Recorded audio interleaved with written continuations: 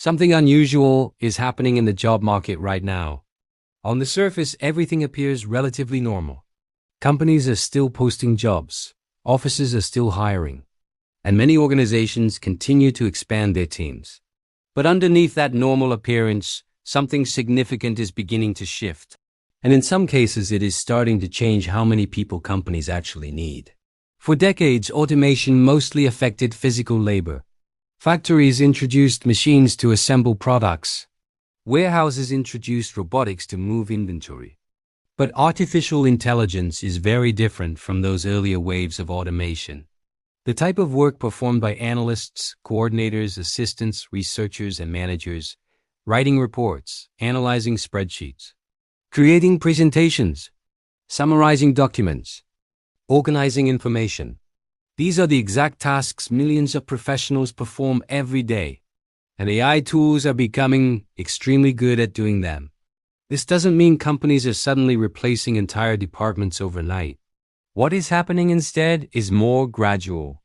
Employees are beginning to use AI tools to work faster.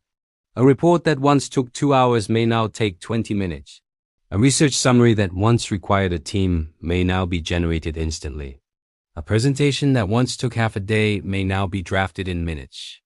At first, this feels like a productivity boost, and in many ways it is. But productivity increases inside companies often lead to an important question. If the same amount of work can be completed faster, do organizations still need the same number of people to do it? This is where many businesses are currently experimenting.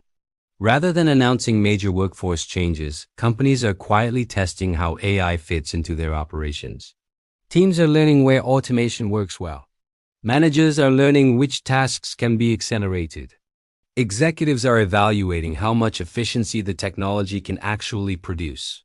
For now, most organizations are in what experts call the augmentation phase. In this phase, AI assists workers rather than replacing them.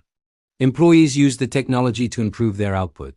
They write faster, analyze data faster, prepare documents faster, and make decisions faster. But historically, many technologies follow a similar pattern. First, they assist workers. Then they allow companies to restructure how work is organized. Instead of needing large teams to complete routine tasks, organizations begin to rely on smaller groups supported by powerful tools. This doesn't mean every white-collar job disappears, but it does mean some roles may change dramatically. Positions that focus primarily on routine knowledge tasks could become less necessary. Roles that emphasize leadership, strategy, creativity, and complex decision-making may become more valuable. In other words, technology may begin reshaping the structure of professional work itself. Some companies will move quickly. Startups often adopt new technologies faster because they operate with fewer layers of management. Large organizations usually move slower, but they eventually follow when the economics become clear. And the economics of AI are becoming difficult to ignore. When a company can complete the same work faster with fewer resources, the pressure to adopt the technology increases. This is why many executives are currently exploring AI quietly behind the scenes.